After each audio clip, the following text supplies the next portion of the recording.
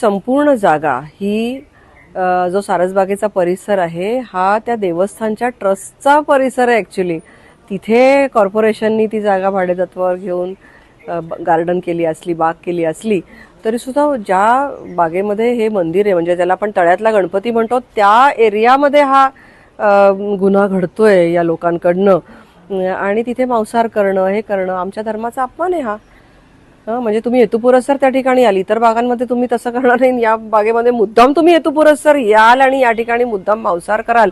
आमचं सिद्धिविनायकाचं मंदिर आहे त्या ठिकाणी, हा तळ्यातला गणपती आहे आणि हा संपूर्ण परिसर खरं तर या ट्रस्टचा आणि पेशवेकालीन हा परिसर आहे.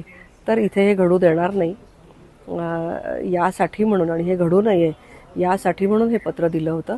आणि नक्कीच मी महानगरपालिकेचं प्रशासनाचं अभिनंदन करीन की त्यांनी यातलं पावित्र्य राखण्यासाठी जी कृती केली, जी अत्यावश्यक कृती होती. आम्हाला सोफिया कुरेशीबद्दल खूप आदर आहे. आम्हाला स्वर्गीय माजी राष्ट्रपती अब्दुल कलाम यांच्याबद्दल प्रचंड आदर आहे. तर त्यामुळे त्यांच्यामध्ये सुद्धा जे चांगले लोक असतील त्यांच्याबद्दल आम्हाला आदर आहेच. परंतु जे मुद्दाम इतर धर्मियांवर टार्गेट करण्याचा कार्यक्रम करत असतील तर हिंदू समाज जागृत झालेला आहे आणि ते नक्कीच याचं सडेतोड उत्तर देण्यासाठी सक्षम आहे.